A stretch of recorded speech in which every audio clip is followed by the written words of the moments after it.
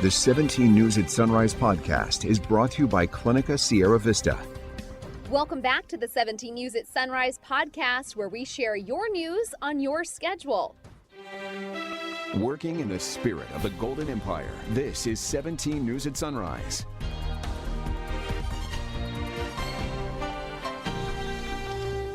Good morning, happy Friday. Thanks for waking up with us. I'm Chris Burton, he's Moses Small. We are in for Maddie and Alex. And it was a case of neighbor helping neighbors last night as a man was pulled from his burning building home in East Bakersfield. Take a look at this video. You can see thick smoke rising from the burning home on Los Robles Drive. The fire started in the garage just before 8:30 last night and spread, trapping the homeowner inside.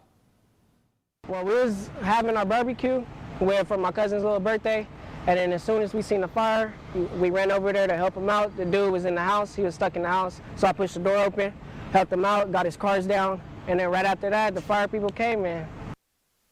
Elijah says his neighbor was unable to open the door and get out on his own. He says the man later hugged him and thanked him for helping him escape. No word on what started this fire.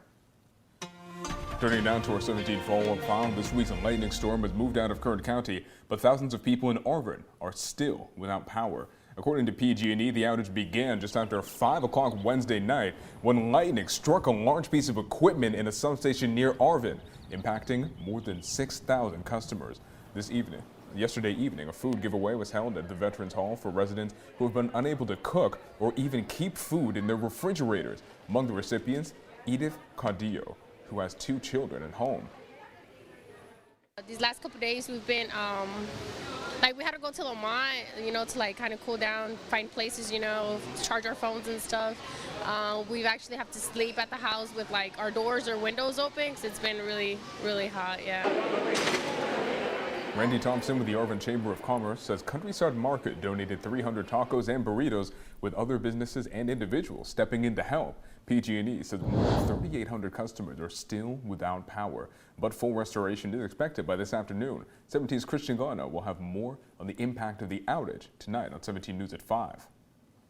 And take a look at this. We are now learning Kern County saw some of the strongest storm activity in the state. Pacific Gas and Electric tracked all the lightning strikes throughout its service area Wednesday. The Central Coast saw more than 200 strikes, while Fresno County reported more than 300. But here in Kern, we had nearly 750 lightning strikes. One reason for that, according to our Kevin Charette, is that Kern was smack in the middle of the strongest cells generated by Wednesday's storm system. More than 50 fires were started by that lightning in the southern San Joaquin Valley, including this one. This is the Thunder Fire burning southeast of Interstate 5 and Edmonston Pumping Plant Road. We've been bringing you updates on this for a couple days now. It's now burned more than 2,400 acres. According to the Kern County Fire Department, it is now 65% contained. More than 300 firefighters are currently working to put it out, and we will continue to bring you updates as we learn them. And one person has died in a crash that happened on Highway 178 last night. The crash happening around 6:40 p.m. near Democrat Road, according to the California Highway Patrol's Traffic Incident Information page. Traffic was shut down at the mouth of the canyon for several hours, but it has since reopened. According to the CHP, it was a head-on collision between a car and a motorcycle. No further details are available as of news time this morning. Well, making news around town, June marks LGBTQ Pride Month, which celebrates equality and visibility for the LGBTQ community. But for LGBTQ Latinos, that means recognizing identity while raising awareness of disparities in health, their jobs, and in their own communities. 17's Christian Gano has the stories of those breaking barriers at the intersection of our LGBTQ and Latino communities. You're just kind of stuck and in shock, wondering, what is next? That's how Carmen Villalobos describes the moment when her son came out to her one July 4th of 2020. I began to look for a lot of help, but wasn't able to find much. especially in Spanish. A common roadblock even for bilingual Latino members of the community. The Next Gen project at the University of Chicago found 61% of Latinx respondents believe discrimination still exists within their own community. I just wanted someone to tell me it was all going to be okay. but couldn't find anything. Amid the scurry to find support in her own community, Carmen started Detrás del Arcoíris, or Behind the Rainbow, an online group to connect other Latinx parents with LGBTQI plus kids. One room and one room. Right here, that's it, let's go. It's really important to have the mental health support, as there's a lot of disparities that we have encountered. When Rios is not guiding the community to navigate its mental health, he's navigating the community in an intense spin or yoga course meant to give more than just a sweat. When you feel confident, no matter with what type of body you have, it shows, and it starts to attract or lead you to the social settings that you need to be in. Rios says educating parents about identity and the differences between gender and sexual fluidity can help create the space and support that Latinx LGBTQI plus youth lack. I can't make people change their opinion, but if I can start by helping other parents make it easier for their kids, then that's fine. I've been there before. That was 17's Christian Galeno reporting. Meetown, a popular area for homeless encampments in Bakersfield, has been fenced up. The Garza Circle is currently undergoing renovation by Clean California. Temporary fences were placed around the local landmark, and the state has left signs reading "No trespassing allowed." The city has been given a $1.5 million grant that will be used towards public art installation, landscaping, lighting, and enhanced bicycle and pedestrian facilities. No word yet when this project will be finished. In your 17 Crime Watch this morning, first responders say a man is under arrest after a deadly shooting in Lamont earlier this month. It happened on June 15th. The sheriff's office says deputies arrested a juvenile in connection to the killing of 19-year-old David Garcia Bruno. The suspect's name has not been released because he is a minor. Bruno was found shot to death in an alley off Santa Rosa Avenue near Wharton Avenue. 17 Court Watch now. Court records obtained by 17 News say law enforcement seized nearly $100,000 cash and 95 pounds of meth after an apartment fire in Oildale last week. The fire on June 16th consumed an apartment building on McCrae Street just north of China Grade Loop. Video sent to 17 News shows neighbors gathering to watch as county fire crews worked to douse the flames, the fire forcing more than a dozen people to leave their homes. Court records say firefighters checked an apartment for safety reasons, uncovering a large amount of cash in a duffel bag along with those suspected drugs. Charges were not listed against the person named on the apartment's lease as of news time. Turning now to pedestrian safety, we now know the name of a woman struck and killed by a vehicle Sunday night in Lamont. It happened around 10 o'clock at Weed Patch Highway, south of Hickory Lane. Officers say 39-year-old Karina Aguiar walked in front of a car that was traveling about 55 miles per hour. CHP says Aguiar was outside the crosswalk when she was hit, and she was pronounced dead at the scene. No word yet on whether drugs or alcohol were involved in this crash. In our nation's capital, two major developments for our nation's gun laws. Congress sits on the brink of passing the most significant gun safety measure in decades, while in a landmark decision, the Supreme Court has potentially expanded access to handguns for millions of people. NBC's Chris Pallone has the latest from Washington.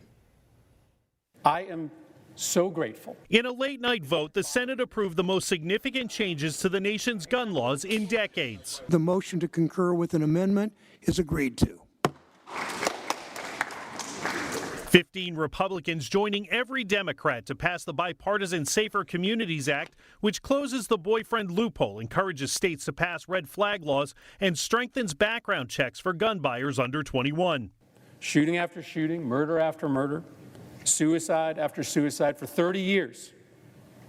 Congress stood in its political corners and did nothing. But not this time.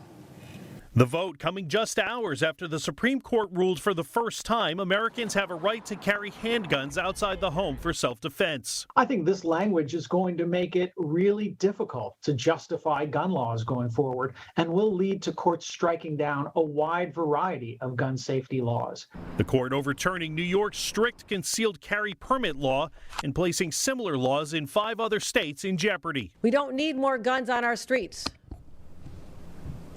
We're already dealing with a major gun violence crisis. The decision celebrated by the organization that brought the lawsuit. The time has come for this. The judges decided, and they're going to have to live with it. The High Court has 9 decisions left in this term, including a highly anticipated abortion ruling, which a leaked draft opinion revealed the court might be poised to overturn Roe v. Wade. As for the Senate's gun safety bill, the House takes it up this morning. It's expected to pass later today, and then it goes to the president's desk for his signature. In Washington, Chris Pallone, NBC News. Well, the effects of yesterday's gun rights ruling are wide-reaching and likely to lead to legal battles in states with similar laws across the country, and that includes right here in California. Now, California has some of the strictest gun laws in the nation, but the landmark decision could loosen at least one of them. 17's Maddie Gannon has more. Thursday's Supreme Court ruling striking down New York's restrictive concealed carry law, leaving states around the country in gun regulation limbo. This throws those other regulations in states like California into question. California is one of 8 states requiring citizens who want to carry a concealed weapon in public to get a special permit and provide a compelling reason why he or she needs one. Associate Professor of Political Science and Pre-Law Program Director at CSUB, Dr. Janine Craybill, says the Supreme Court's ruling will likely lead to challenges to California's concealed permit law. You're probably going to have other pro-gun chapters affiliated with the National Rifle Association start to file suit or at least send letters to different state entities saying, listen, because of this Supreme Court ruling, you need to now relax your concealed weapon permit standards. The process of issuing permits is left to police chiefs and county sheriffs, who decided on a case-by-case basis whether citizens provided a compelling cause to carry a gun in public. It's an issue important to Kern. The county has about 900,000 people. In 2020, the sheriff's office issued 4,558 concealed carry weapons permits and denied 219. By comparison, Los Angeles County has over 10 million people. Last year, LA's sheriff announced he had only issued 904 permits in total since taking office in 2018. You're going to see states coming up with different mechanisms to try to put as many restrictions in place still, regardless of this ruling. Dr. Craybill believes California will still try to enforce strict gun laws even if the concealed weapons permit standards are challenged. And we already started to see that play out on Thursday, with the state's Democratic Attorney General reaffirming his commitment to enforcing gun regulations in the state. And that's why we've been preparing for this moment, this Supreme Court decision, for months. Today's decision does not change the facts, the data, the evidence that we are all too familiar with. The data is clear. More guns in more places means more people die. Maddie Gannon, 17 News. Local students, meantime, are preparing to host the first March for Our Lives rally tomorrow at CSU Bakersfield's campus. Organizers say they'll encourage congressional leaders to act on gun control and safety.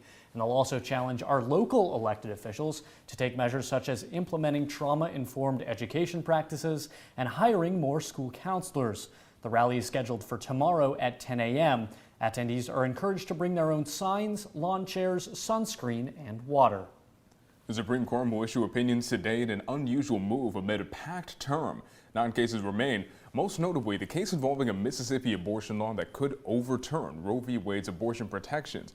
Last month, the draft opinion overturning Roe leaked to the media, prompting uproar and protest. The final opinion delivered in the case may or may not follow that draft. While the justices will release opinions today, there's no guarantee that all the remaining opinions will come in this session. Any remaining opinions will likely be released next week. Your time now, 5:39. An unsent letter described as a murder-suicide pact by a former Trump White House lawyer stood at the core of yesterday's testimony in the January 6th committee hearing, with 3 former top Justice Department officials describing former President Trump's efforts to enlist justice officials. Garrett Hake has details. developments, the Department... The January 6th committee tonight laying out their case that former President Trump attempted to force the Department of Justice to help him overturn the 2020 election, pressuring senior officials to make claims of widespread fraud that did not exist. President Trump ultimately wanted the Department of Justice to say the election was, quote, corrupt and, quote, leave the rest to me and the Republican congressman.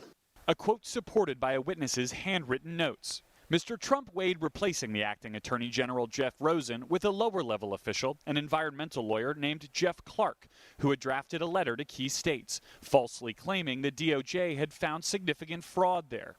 And when he finished discussing what he planned on doing, I said, congratulations, you just admitted a first step or act you take as Attorney General would be committing a felony and violating Rule 6C. You're clearly the right candidate for this job. I made the point that Jeff Clark is not even competent to serve as the Attorney General. And I said, that's right, you're an environmental lawyer. How about you go back to your office and we'll call you when there's an oil spill. I thought Jeff's proposal, Clark's proposal, was nuts. I mean, as the guy said at a certain point, listen, the best I can tell is the only thing you know about environmental and elections challenges is they both start with E. And based on your answers tonight, I'm not even certain you know that.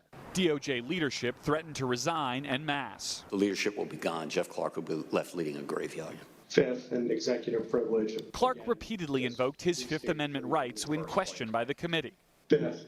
Federal agents searching Clark's Virginia home on Wednesday, seizing his electronics. Committee evidence showing Clark was recommended to the president by Pennsylvania Republican Scott Perry, who was among several members of Congress who testimony showed later asked for presidential pardons. And Mr. Perry asked for a pardon too. I'm sorry.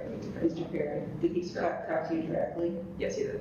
Perry had previously called claims he asked for a pardon a, quote, soulless lie.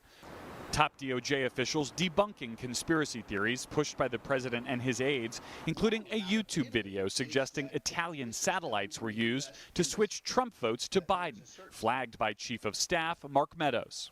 I emailed the acting Attorney General and I said pure insanity, which was my impression of the video, which was patently absurd. While Trump allies dismissed the committee's work as a Democratic distraction. It's a political committee, and the one thing I do know, and the American public knows, gas has gone up $1.86 a gallon since the day Nancy Pelosi announced that committee. The one thing Yesterday's hearing taking place even as the committee gathers new information, requesting footage and deposing a documentary filmmaker who had been working behind the scenes of the Trump White House. The next hearing is set for mid-July. Working in the spirit of the Golden Empire, this is 17 News at Sunrise.